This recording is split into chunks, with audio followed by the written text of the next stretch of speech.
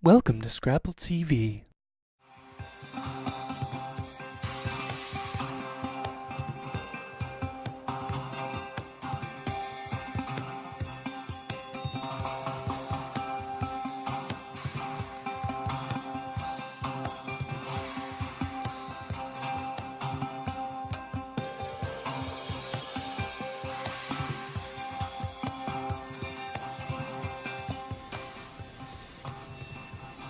StuporWoman definitely came from a moment when I think I was just about to lose it. I was in the middle of production for another piece and talking to my costume designer and feeling completely overwhelmed with my daughter, who was a year and a half, and the theater that I was dealing with, and trying to figure out all the different logistics and trying to cook and clean a house, and felt like, I don't know, the most burdened woman, female mother on the planet, and was kind of amused by it and decided that I would do something called StuporWoman. And it was just an idea sort of in the back of my head. We were joking on the phone about it, and I started writing all of this down, my epic story about how hard it was to be a woman in middle class and have all these options and choices and be agonizing over things. And I kind of liked the idea, and we sort of on the fly created a piece in the abstract.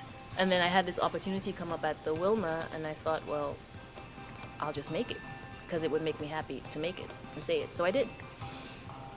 And that was the past. That was the solo version. A week before the opening, it is no longer a solo. It is a dance for 9 people, plus an opera singer and a violinist. Because in the end it needed to be an extravaganza, because I was thinking of just expanding this one moment where everything was closing in on you and just luxuriating maybe in the moment of complaining a little bit. So right now it's evolved into this giant organism, maybe, for want of a better word.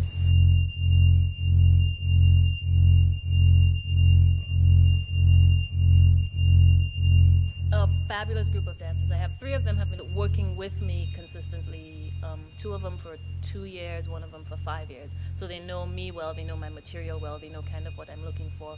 And the other people I've had relationships with over time in Philly, or they know someone who knows me, who knows what I like, who recommended them to me.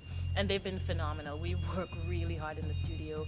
A violinist we found when we were recording the music, Michael Wall, who's the composer for the piece, found this violinist who's just willing to try anything. And our singer is the same. I actually met her when I was doing some choreography for Jamaica, for the Prince Theater. And it's just been a great cast of people who will try anything I ask them to, movement-wise or theater-wise. We're sticking in the dance realm. There's a lot of other stuff going on, but we're dancing a lot, really hard, and it's nice.